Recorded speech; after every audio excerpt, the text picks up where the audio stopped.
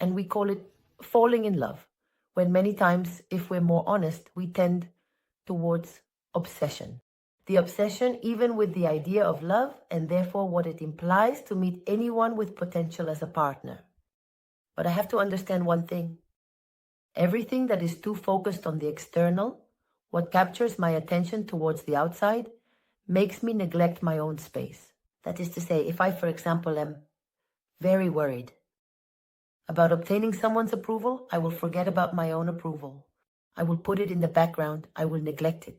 If I am very worried about being with someone, I will set aside my own goals, my own interests, because in the end, I make being with that person my goal.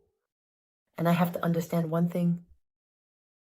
In the end, people don't want, how to say it, no one is going to pursue a person who doesn't pay attention even to themselves. That's how it is. And this reality at the beginning, when we start to relate to someone else, we don't want to see it. We don't want to accept it truly. We believe at all costs that this is about what can I do to impress you? To impress you physically, to show you that I'm doing very well, to tell you about my achievements, what those little battles in my life are. I think it's a lot about showing oneself. I think it's a lot about making oneself known, being present, and above all, as I'm obsessed because the other person obsesses me, very quickly I try in some way to control the situation. And with controlling the situation, or trying to control the situation rather, it leads me to try to be there a lot. Sending many messages, finding out what the person is doing, knowing everything about the person. As I say, that feeling of, I want to have control over this because in part I can't help it.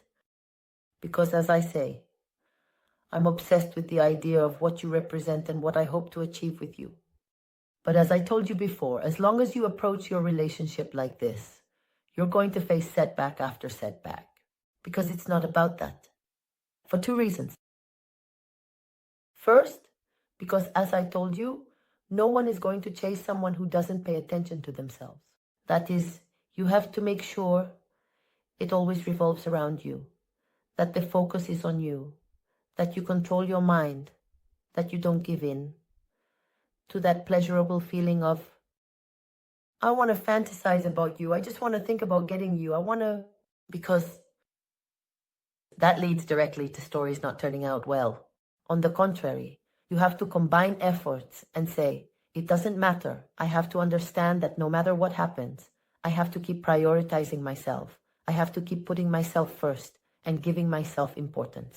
Because the more importance you give yourself, truly, the more you obsess over yourself, the more you have your mindset on your tasks, on your own goals, on your own matters, on your own concerns, on your own true worries.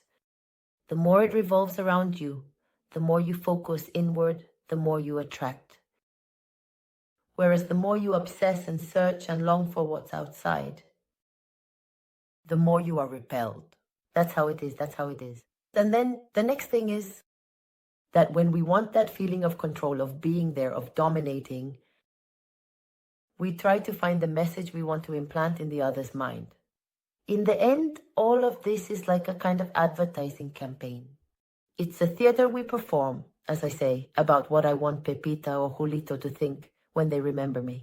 So, of course, I want them to think well, and it's because of this that I showcase the best of myself, that I share my best experiences, that I send that photo where I look so attractive, that I imply there are other people interested in me. In other words, I'm somehow trying to program the mind. But let me tell you that you can relax much more in this regard, because falling in love doesn't work that way. Falling in love doesn't work by trying to properly program what the other person should think about me. Falling in love is about understanding that it's quite the opposite. That at the moment there is an attraction, a click. If I am able not to give in to that obsession and start chasing the person, if I stay focused on my own things, I give a certain space. And it is in that space where the other person's mind, they will be able to think of me and will do so in whatever way they want. And believe me, even if you think you know what that person wants or how they want to imagine you, you don't know. And in fact, you can't do the work. And when you try to do the work at all costs, the only thing you do is always be present and not allow that person enough space to do the mental exercise of thinking of you the way they want to. Falling in love involves idealization, but it is a personal process. That is to say, it happens in our mind, and it happens precisely when I have received a positive stimulus, right? Maybe I've met someone who, as I say, I liked physically, or maybe we've interacted and I've noticed there was chemistry. And this person has made me feel good, because falling in love is also very much about how the other person makes us feel, right? But above all, and more important than anything, is that once there is that certain stimulus, there has to be that space. Why? Because only in that space do I desire to have more of this. So since I don't have it, I imagine it. And there, by imagining it myself, and not having to imagine it, okay, as the other is trying to make me imagine it. That is to say, if you spend all day telling me what you do, you want to know what I do, you tell me what I have to imagine about you, you don't leave me any space to impress me, right?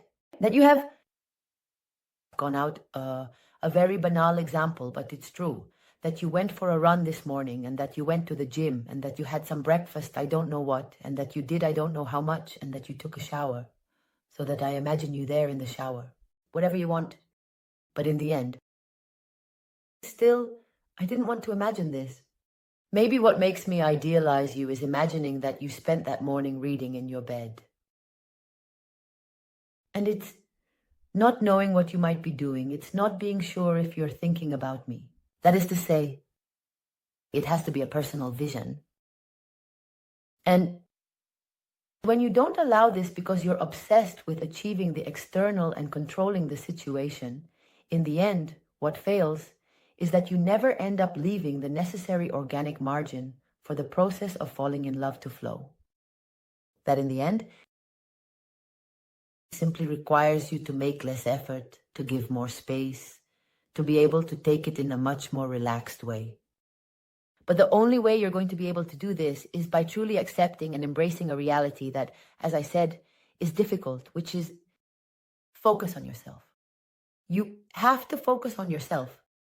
You have to stop being, because we even joke about this, right? No, I meet someone, haha, and after 2 days I already imagine everything. It's not funny at all. Yes, your friends laugh, it seems funny, haha, I already imagine this and that. But it's going to go wrong for you, because it's not normal. Because it's not normal for you to meet someone, and after 2 days make that person the center of your life. Because beyond being super funny and believing it can happen to more people, it doesn't mean it's going to help you achieve the result you want. Nowadays, I consider it much more complicated to establish a relationship with someone than before. Why? Because of that very reason. Because before, there was more, because there were no social networks, there weren't so many media outlets, spaces established themselves naturally. So what happens? Yes, in the end, you would fall in love with someone you didn't know. But at the moment you fall in love, let's say you are more willing or more predisposed to accept the person as they are to you. And you can fall in love first and then get to know them. But nowadays, no. Nowadays, it's like, if someone attracts me, I want to know, no. And if I see that getting to know them convinces me, I fall in love. But it doesn't work that way. Because so much knowing interrupts, as I explained before, the process of idealization. So yes, you know the person very well, but you don't fall in love with them, or they don't fall in love with you, right? So it's a shame. We must not overwhelm ourselves. We really need to understand this, that in the end, it's not about making efforts to impress. Think about it in yourself. Think of a time when you met someone, you were delighted, and think about what that person did to delight you. Nothing. Probably nothing. Sometimes it just happens. I mean, even when we have different options, right? We are getting to know different people equally. Or, well, because we've gone out and met them. Or now that it's very trendy with the little apps, and we're talking to different people. And there's one that for whatever reason, has amused us. And that person does very little but has won our favor. Unlike another who is trying hard to keep the conversation going, asks us more, is more attentive, but hasn't won us over. That's how it is. That is to say, love is still very arbitrary. It's part of the charm it has, right? That it doesn't follow a logic, that it's not an exact science, but rather it's arbitrary. So understand that if you've caught someone's attention and that person is physically attracted to you and you've shared a good moment together, they already like you. From that point, they like you, period. You don't have to make great efforts now. The only efforts you need to make are within yourself. In, as I said, not obsessing over the idea of, not obsessing over the person themselves. Keep the focus on yourself to allow the person more room to idealize you. That's it, really. They're not going to like you more because you tell them you got such a master's degree, and they're not going to like you more because you send them 20,000 sexy photos. If they've seen one and know you're doing well, that's enough. It's enough, really. So it's about understanding this. In the end, it's about learning to relax and focus on ourselves. The more it comes from you, the more you can maintain that calm, the more, as I say, you allow them to seek you out. So for that reason, sometimes you just need to know when to step back. That is to say, yes, everything is going well, right? There are times when, especially we are getting to know someone, and at a given moment we feel that either the conversation doesn't flow the same, or I'm having a day where I know I'm a bit off, right? Maybe hormonally I'm a bit affected, or I've had a bad day, or I'm sad. That is to say, I notice that somehow this might affect me, right? And then it's like, sometimes you contact me, Amanda, I feel like it's going wrong, help me or something. So we tend to, in those moments, oh, I get overwhelmed, what can I do? And so the more, well, for example, in those moments, what I say is, what do I do? Withdraw. What do you mean by withdraw? Yes. Take some space where you focus on yourself whenever you have doubts, when you feel overwhelmed. Withdraw. Give yourself time. That is to say, it's a bit like with salt. You should be more concerned about oversalting a dish, because once it's too salty, it's barely edible, that you fall short. You can always add more. Really, if you fall short, the person will let you know. Either because they will be more attentive, or because they will criticize you a bit, or you will notice it, and you can always give more of yourself. But when you overwhelm someone, when you've been too attentive, that in terms of attraction is more complicated. So really, I have to understand that it's not so much, nor is it so two things, nor is it as much in my control as I would like, unfortunately. We like that part less, but that's how it is. And that's why it's also good not to obsess over it. And once it is, let's say for me, I don't have to make great efforts. Making great efforts is often what causes things not to flow as I wish in the end.